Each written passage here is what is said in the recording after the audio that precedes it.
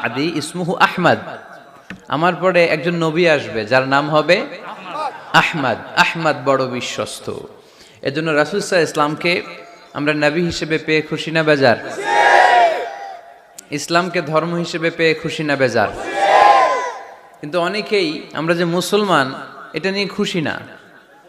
তারা সাহসিকতার সাথে ঘোষণা দিতে পারে না যে ইন্নী মিনাল মুসলিমিন। কিন্তু আমাদের ইসলাম নিয়ে গর্ব করা উচিত, কারণ এই ধর্মকে পাঠিয়েছে কে? এটা মন মস্তিষ্ক প্রসূত কোনো ধর্ম নয়, ঠিক কিনা? এটা কি আমাদের বাপ দাদার কথা অনুযায়ী চলে? ইসলাম কি নেতার কথা অনুযায়ী চলে? মসজিদের ইমামের কথা অনুযায়ী চলে? ইসলামের বিধানগুলো সরাসরি নাজিল করেছে কে? সাইয়েদনা ওমর ফারুক বলতেন, নাহনু কওমুন আ'আজ্জানাল্লাহু বিল ইসলাম, আমরা তো এমন জাতি যে জাতিকে আল্লাহ তাআলা ইসলামের দ্বারা সম্মানিত করেছে। আমাদের সম্মান ইসলামে। আমাদের সম্মান কোথায়? ইসলামে। ফাইন ইবতাগাইনাল ইজ্জাতা বিগাইরিহি আযাল্লানাল্লাহ, ইসলাম রেখে দিয়ে অন্য কোথাও যদি আমরা সম্মান তালাশ করি তাহলে আমাদেরকে অপমানিত করে ছাড়বে কে? আল্লাহ। এজন্য আমরা যে মুসলমান এটা বুক ফুলিয়ে বলা যাবে তো? পৃথিবীর সব নবীরা মুসলমান ছিলেন। আল্লাহর দেয়া ধর্মের নাম হচ্ছে ইসলাম, এবং এই ইসলামের বিজয় অবশ্যম্ভাবী। পড়েন সুবহানাল্লাহ। যার প্রমাণ আমরা পত্রপত্রিকা খুললে, ইন্টারনেট ব্রাউজ করলে, BBC news, Al Jazeera news, CNN cable news নেটওয়ার্কের নিউজ পড়লে আমরা জানতে পারি যে গোটা বিশ্বের বিভিন্ন ধর্মাবলম্বী লোকেরা নিজেদের ধর্ম রেখে দিয়ে তারা কালিমা পড়ে মুসলমান হয়ে যাচ্ছে। খুশি লাগে আপনাদের? আপনারা কি জানেন যে আমরা ইবাদত করি মসজিদে, খ্রিস্টানরা ইবাদত করে কোথায়? গির্জায়, তাই না? গির্জাকে ইংরেজিতে কি বলে জানেন? চার্চ বলে। তো ইউরোপে এবং আমেরিকাতে যে গির্জাগুলো আছে, এই গির্জাগুলো তারা বিক্রি করতে শুরু করে দিয়েছে। এর কারণ খ্রিস্টানরা তাদের গির্জাগুলোতে ইবাদত করতে যায় না। আমরা তো নামাজ 3 ওয়াক্ত পড়ি, 2 ওয়াক্ত বা 5 ওয়াক্ত, 7 দিনে তো একবার হাজিরা দিতে যাই, ঠিক কিনা? তো ওদের এমন দশা যে ওদের গির্জাগুলোতে 1 মাসও যায় না, 6 মাসও একবার যায় না। তো এই গির্জা রাইখা লাভ আছে? লাভ নাই।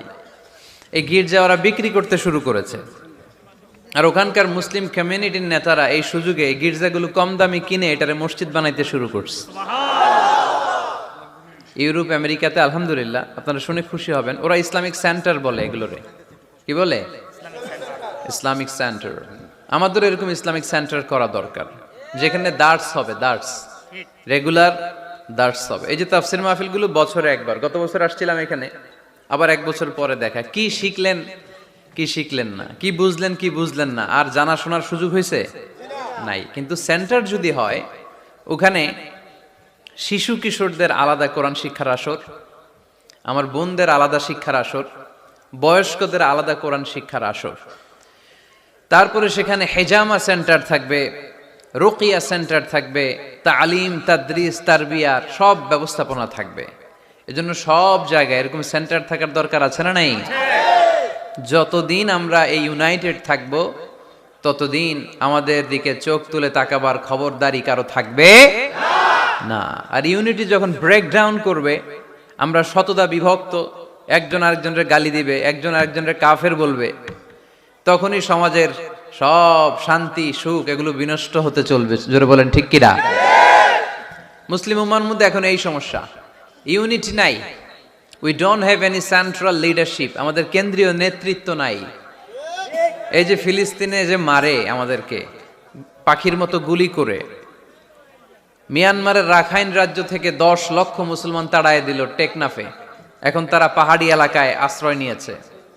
সিরিয়াতে মার খেয়ে গোটা বিশ্বে এরা ছড়িয়ে আছে। এই যে মুসলমানরা গোটা বিশ্বে মার খায়, আমাদের পক্ষে কথা বলার মতো আমাদের কোনো কেন্দ্রীয় লিডার আছে? সেন্ট্রাল লিডারশিপ নাই। আল খিলাফা আল ইসলামিয়া, ইসলামিক ক্যালিফেট, এটা নাই। এই সেন্ট্রাল লিডারশিপ না থাকার কারণে গোটা বিশ্বে আমরা আজ নির্যাতিত, নিষ্পেষিত, আমাদের কোনো মা বাপ নাই। জোরে কোন ঠিক কিনা? এদিকে লাথি মারলে ওইদিকে যাই, ওদিকে লাথি মারলে এদিকে আসি। আমাদের পক্ষ নিয়ে, আমাদের স্বার্থ নিয়ে যে কথা বলবে, জাতিসংঘে হুঙ্কার তুলবে, ওআইসি থেকে ঘোষণা আসবে, ওরকম একটা নেতাও আমাদের নাই, জোরে বলেন ঠিক কিনা?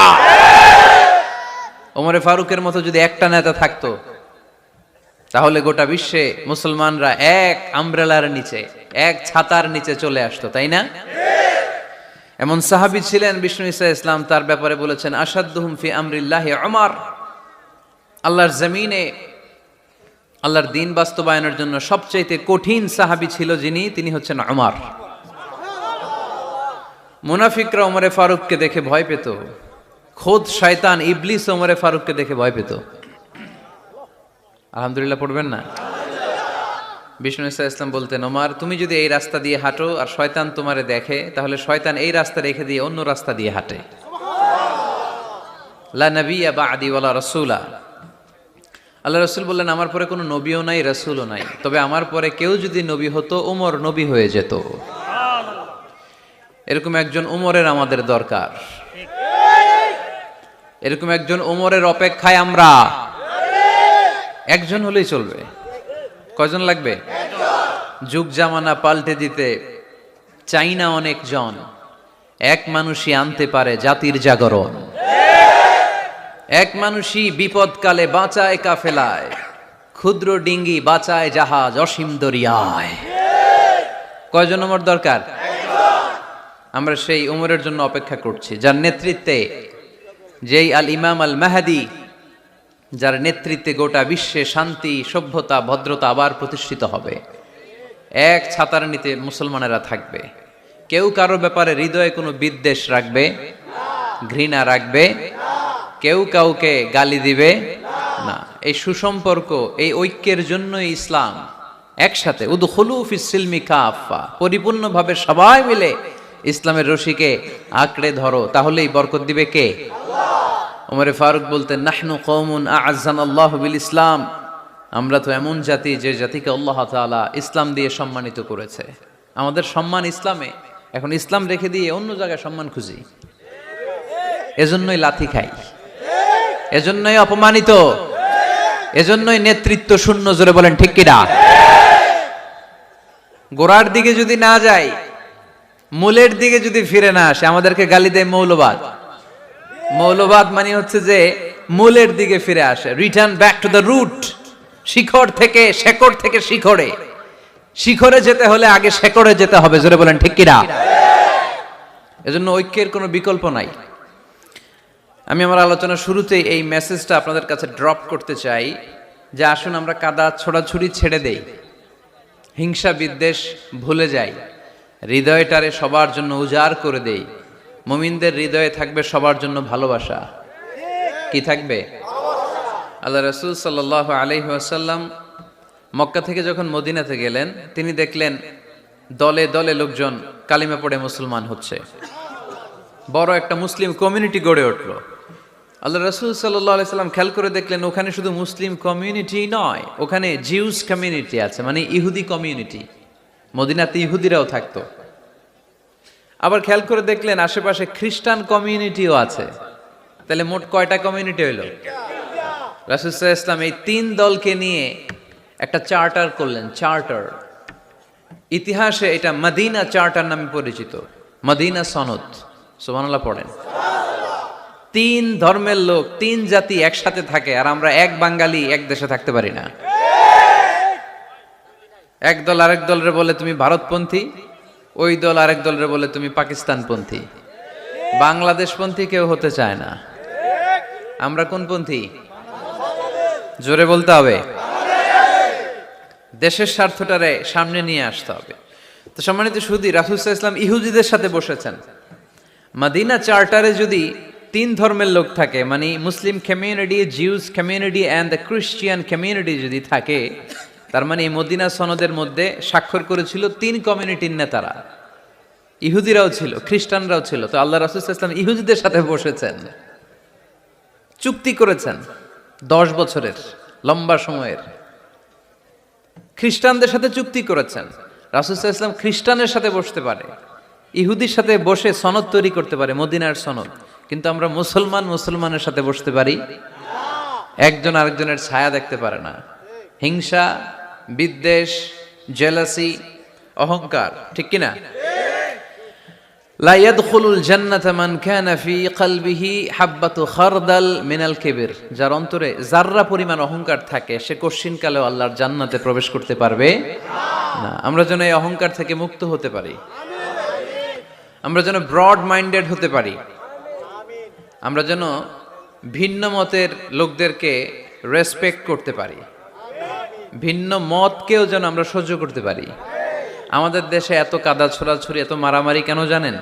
আমরা ভিন্ন মতকে দমন করতে চাই, ভিন্ন মতকে আমরা স্পেস দিতে চাই না, ফলেই এত ঠেলাঠেলি।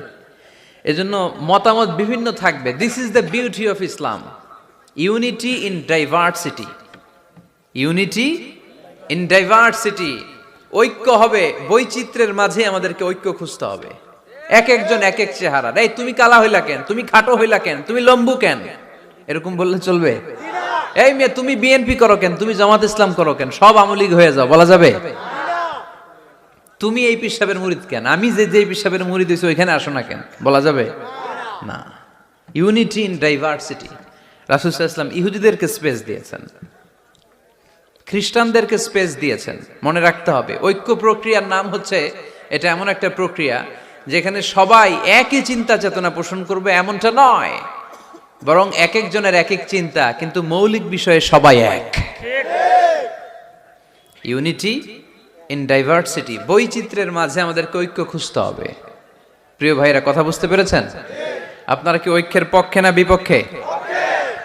আমরা যেন ঐক্যবদ্ধ হতে পারি, আল্লাহ তুমি তৌফিক দান করো। আমরা যেন হিংসা বিদ্বেষ ভুলে যে ইসলামের কল্যাণে কাজ করতে পারি, তুমি তৌফিক দান করো। আরো জোরে পড়ি আমিন।